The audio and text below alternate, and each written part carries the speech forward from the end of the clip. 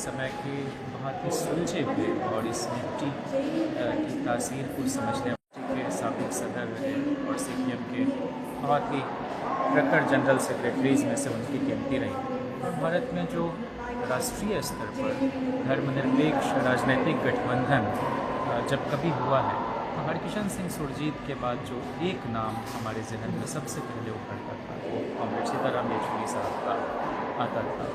और बहुत ही जटिल से जटिल बातों को वो आम आवाम के बीच इतनी सहजता से रखते थे कि हमें उनकी भरपाई बहुत मुश्किल लग रही है। पिछले 1 जुलाई को शरद जी की जयंती पर हमने उनको सुना और बहुत ही भूले बिसरे जो वाक़ये थे उसको उन्होंने साझा किया। और दोस्ती किस हद तक बहुत अंतरंग किस्म की हो सकती आती है उसकी मिसाल भी हमने देखी। और तो अक्सर पार्लियामेंट में, राज्यसभा में उनको देखा कि किस तरह से वो इंटरवेन करते थे। और आज के समय में हमें उनकी सबसे ज़्यादा ज़रूरत थी। कई भाषाओं में उनकी दक्षता के चलते एक बहुत दिलचस्प बात को बता रहे थे कि यूनाइटेड फ्रंट की सरकार में जब नेतृत्व परिवर्तन हुआ और गुजराल साहब बोले कब मैं सोने जा रहा हूँ, आप लोगों को जो तय करना हो मिनिस्टर्स का नाम आप लोग देख लेना, हमें कोई उसमें आपत्ति नहीं। तो शरद जी ने बुलाया और बोला सीताराम ये सारा गिट पिट तुम ही कर रहे हो, हमसे कुछ बात कर रहे हो, उधर जाके फिर तमिल बोलने लगते हो, उधर कन्नड़ तो ये और उधर बांग्ला। तो ये जो उन्होंने बताया और हम बहुत ही उनकी बहुत आत्मीयता से आज हम याद करना चाहते हैं। और कई राष्ट्रीय सरकारों के गठन के समय न्यूनतम साझा कार्यक्रम तय करने में उनकी भूमिका रही, चाहे यूनाइटेड फ्रंट की सरकार हो या फिर यूपीए के समय में हो। और बहुत ही भरोसेमंद दोस्त अक्रॉस पार्टीज़, इस तरह के जो व्यक्तित्व हैं शायद वो घटते जा रहे हैं। सीताराम येचुरी पर कोई भी यकीन कर सकता है। राजनीति में ये जो विश्वसनीयता का संकट आज हम देख रहे हैं उसमें सीताराम येचुरी हमेशा हम लोगों को याद आते रहेंगे।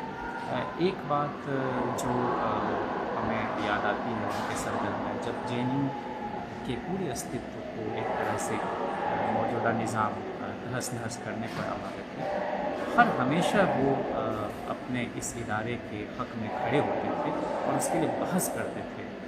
कोई बैटल भले हार जाएं लेकिन वो स्पिरिट जो है वो उनका देखने को बनता था। चाहे वो राष्ट्रपति का चुनाव हो, हम जान रहे हैं कि हमारे पास नंबर नहीं है, लेकिन सारे अपोजिशन पार्टीज़ को एक टेबल पर बिठाने में और सबको गैल्वनाइज करने में और सेकुलरिज्म के आइडिया को जिस तरह से वो जीते थे और लोगों को बताते थे, वो ऐसी बारीक और स्पष्ट समझ विरले देखने को मिलती है। एक बात मैं ज़रूर आज याद करना चाहता हूँ, हम तो मैट्रिकुलेट हुए ही थे।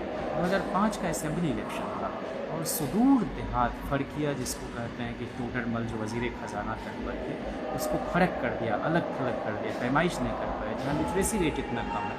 5 के असेंबली इलेक्शन में बिहार वो गए थे और लालू जी उनको लेके गए थे। सिर्फ 4 वाक्य की उनकी तकरीर हुई। उन्होंने कहा साथियों अमेरिकी साम्राज्यवादी ताकत की नज़र भारत पर लगी हुई है, आप लोग यहाँ के उम्मीदवार को जिताइए, हमारे गठबंधन को वोट कीजिए, लालू प्रसाद को ताकत दीजिए, राबड़ी देवी को फिर से मुख्यमंत्री बनाइए। बिहार में अगर आपने हमारे अलायंस को जिताया तो केंद्र में हमारी जो यूपीए की सरकार है वो स्थिर रहेगी और हम लोग जो काम करने की कोशिश कर रहे हैं उसको हम जारी रख पाएंगे। अब आपको हमारे साथी लालू प्रसाद संबोधित करेंगे। सिर्फ 4 बात।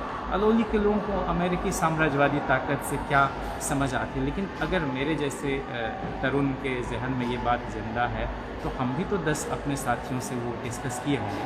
तो पब्लिक डिस्कोर्स के स्टैंडर्ड को उठाने की जो एक जिम्मेदारी एक स्टेट्समैन की होती है वो सीताराम येचुरी साहब आखिर तक निभाते रहे और कभी अपने स्कॉलरशिप एरुडिशन को लेकर कोई नहीं।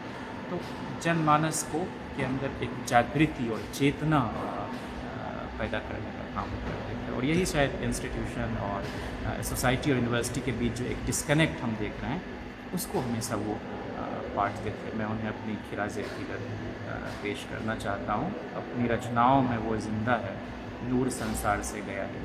सीताराम येचुरी साहब की गैर मौजूदगी को भी हम जिस तरह से आज अनुभव कर रहे हैं वो नहीं होकर भी शायद हमारे मूवमेंट में, हमारे पार्लियामेंट्री पॉलिटिक्स की डिग्निटी को जब जब आघात लगेगा तो हम येचुरी साहब को याद करके फिर से उसको रिस्टोर करने की कोशिश करेंगे। टू द कोर एक सेकुलर a socialist politician.